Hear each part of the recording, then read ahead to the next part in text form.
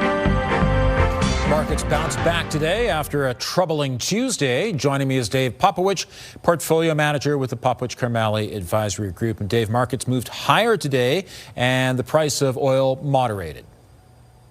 Yeah, and really, good afternoon, Ian. That's the reason for it. We did get a moderation on prices. If you look at WTI, we'll call it a dime on the day. Brent prices sort of moving back down towards 80.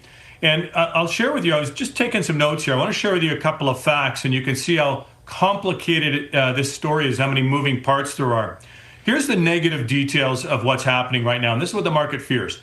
Currently, there's 200 ships, including oil and liquefied natural gas ships at anchor. Okay, can't get through the Straits of Hormuz.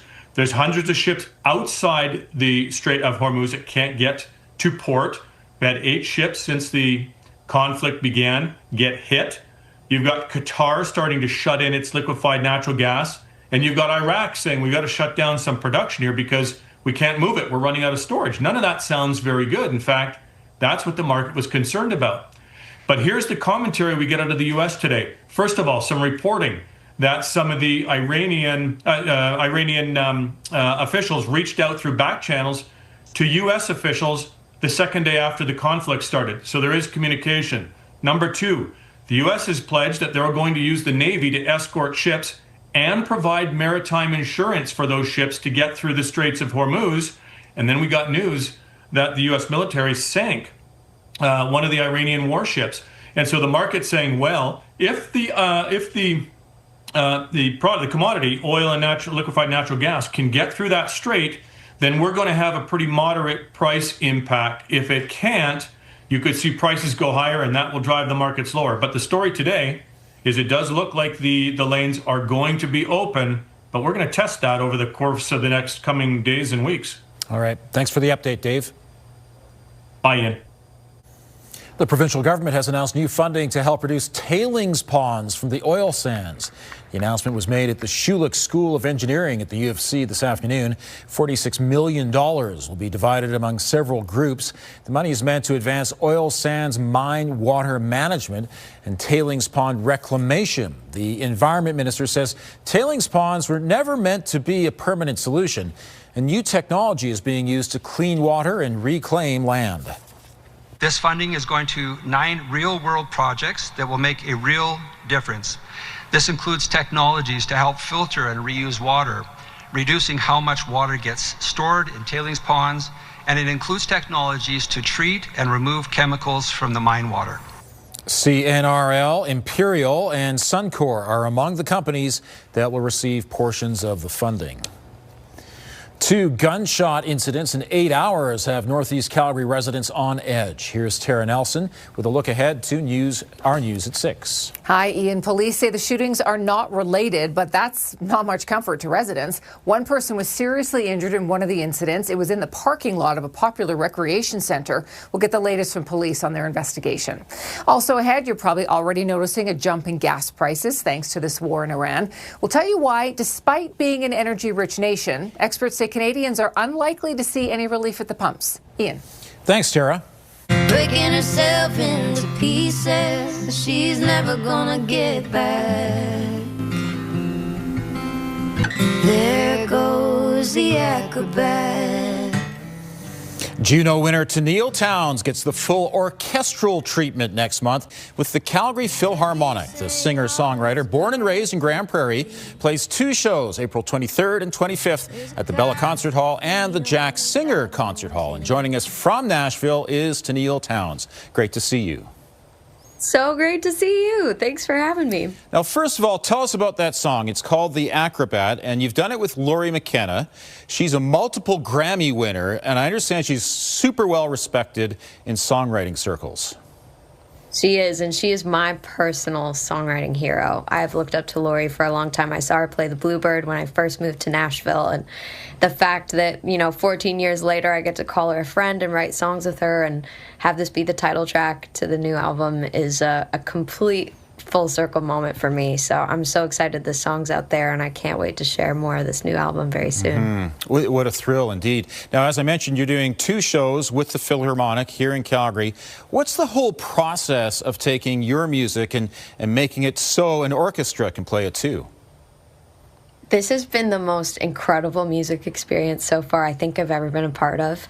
I'm in the middle right now of working with Dave Pierce, Calgary's very own, who is arranging this show, and like just hearing the bounces of like the demo process back and forth and closing my eyes and imagining all of those instruments coming together to create one moment all together at the same time. I'm like, I literally can't wait for these shows. I've never done anything with an orchestra before, and just this is my first time experiencing this. So everyone who comes to the show will be experiencing it for the first time with me, and I can't wait. To see my extended interview with Tenille Townes, visit ctvnewscalgary.ca. We could have a spring-like mix of a little rain and a little snow tomorrow. Right now in Calgary, there is some light snow, and it's -7. Danielle has the details coming up. We all know it can feel like winter or it can feel like spring when you get to March, and we're going to get a little bit of both over the next few days. Yeah, and even just tomorrow itself, we'll have a little bit of both. Yeah. It'll start off sunny, it will be cold, then get warm, and then more snow for a late day tomorrow. Okay, -7 the current temperature. Also, our daytime high normal is +2, so we're well below normal. Tomorrow the high will be about 5, but that's early in the afternoon. Then temperatures will start to drop off as a cold front swipes through, and that will bring in some flurries as well, anywhere from 1 to 3 centimeters possible throughout the city. And then look at that, 9 on Friday, quiet weather, and then Saturday, 14 degrees, Ian. Thanks, Danielle. Storybook Theatre celebrating 5 decades of bringing stories to life on stage. Their latest show is Anne of Green Gables. Storybook was started in 1977 by a group of teachers who wanted to create a theatre experience outside of the school environment. All the performers are volunteers who learn from the paid professionals who do everything from building the sets to directing the shows. We have doctors, we have lawyers, we have teachers, we have pharmacists, we have hygienists, we have the gamut of occupations who this was their little secret dream that they wanted to perform and do theater, but they didn't think it was a reality. And then here they are living their full career, but now able to fulfill a passion of theirs that they've had since childhood. Storybook is hosting a number of shows for its 50th anniversary, and we've posted more information on our website on what Storybook Theatre has planned for this season. Thanks for joining us. Now here's the early edition of the CTV National News.